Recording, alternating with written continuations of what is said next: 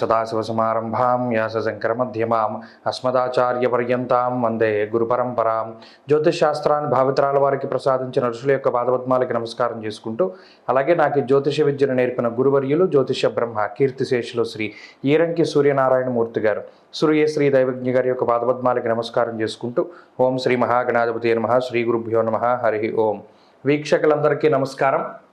July నెల 14వ తారీఖు లగాయతు July 20వ తారీఖు వరకు ఉండేటువంటి గ్రహగతుల ఆధారంగా ద్వాదశ రాశుల వారికి ఈ వారం ఏ విధమైనటువంటి శుభాశుభ ఫలితాలు కలగబోతూ ఉన్నాయో ఈ కార్యక్రమం ద్వారా తెలుసుకుందాం. ధనురాశి వారికి ఈ వారం సానుకూలమైనటువంటి గ్రహస్థితి గోచరిస్తూ ఉన్నది. ప్రత్యేకించి కుజుడు మరలా తిరిగి చాలా కాలం తర్వాత ధనురాశి వారికి అనుకూలించేటువంటి స్థితిలోకి రావడము, అలాగే ప్రతికూలించేటువంటి గ్రహస్థితులు ఏవైతే ఉన్నాయో ఒక్కొక్కటిగా తగ్గుతూ వెళుతూ ఉండడం, ప్రత్యేకించి అష్టమంలో శుక్రుడు యోగించడం, అలాగే కుజుని యొక్క బలం అధికంగా ఉండడం, శనేశ్వరుడు బలం ఉండడం, చంద్రబలం ఉండడం, ఈ 4 కూడా కొంత అనుకూలమైనటువంటి ఫలితాలుగా చెప్పవచ్చును. అయితే ఒక దోషం కూడా ఈ వారం ఏర్పడింది. అష్టమంలో ఉండేటువంటి రవి, సాధారణంగా ఒక గ్రహం యోగిస్తే ఒక గ్రహం కొంత ప్రతికూలమైనటువంటి స్థానంలోకి వెళ్ళడం అనేటువంటిది గోచారంలో సర్వసాధారణమైనటువంటి స్థితి. అయితే అనుకూలించేటువంటి గ్రహాల బలం ఎప్పుడైతే పెరిగిందో, అందులోనూ షష్ఠస్థానగత కుజుడు ఎప్పుడైతే ఉన్నారో అది విపరీతమైనటువంటి బలం. వస్త్రలాభో ధాన్యలాభ ధనలాభ యశస్తథ అంటూ ఉన్నది శాస్త్రం.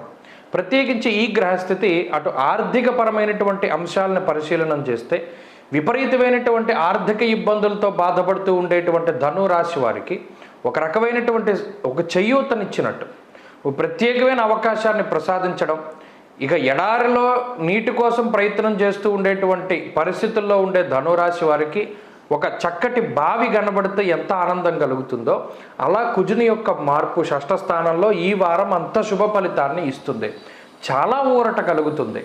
అలాగే ఆరోగ్యపరంగాను, అలాగే ఈ ఆర్థికంగాను ప్రత్యేకమైనటువంటి ఫలితాలను కుజుడిస్తారు. ఎందుకంటే ఆయన 6వ భావానికి కారకత్వాన్ని వహిస్తారు కాబట్టి ఆ 6వ స్థానంలోకి చేరినప్పుడు విపరీతమైన శుభ ఫలితాలని ఇస్తారు.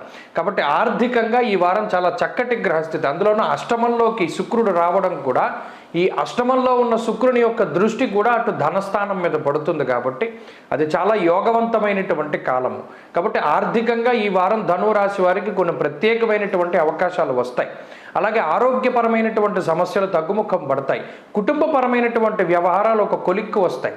అలాగే విద్యార్థులకి గ్రహగతులు చాలా అనుకూలంగా ఉంటాయి. పంచమంలోంచి కుజుడు తప్పుకున్నప్పుడు ఏకాగ్రత పెరిగి సరైనటువంటి మార్గంలో ముందుకు వెళుతూ ఉంటారు విద్యార్థులు. అటు ఉద్యోగస్తులు కానీ వ్యాపారస్తులు కానీ ప్రత్యేకమైనటువంటి శుభ ఫలితాలని అందుకోవడానికి అవకాశం ఉంటుంది. కానీ ఉద్యోగస్తులకు మాత్రం స్థానచలనానికి సంబంధించినటువంటి అవకాశాలు ఉన్నాయి. ప్లేస్ మార్పు, ఉద్యోగ మార్పు, వీటికి అవకాశం ఉంటుంది. స్త్రీలకు ప్రత్యేకించి ఈ గ్రహస్థితి ఆరోగ్యాన్ని ప్రసాదిస్తుంది, మానసిక ప్రశాంతతని ఇస్తుంది.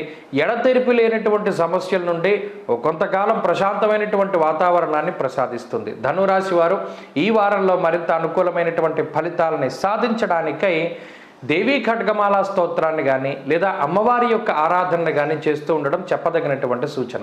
ఈ వారంలో కలిసి వచ్చేటువంటి రోజు శుక్రవారంగా చెప్పవచ్చును. అదృష్ట సంఖ్య 2, అదృష్ట వర్ణము తెలుపు. తదుపరి మకర రాశి.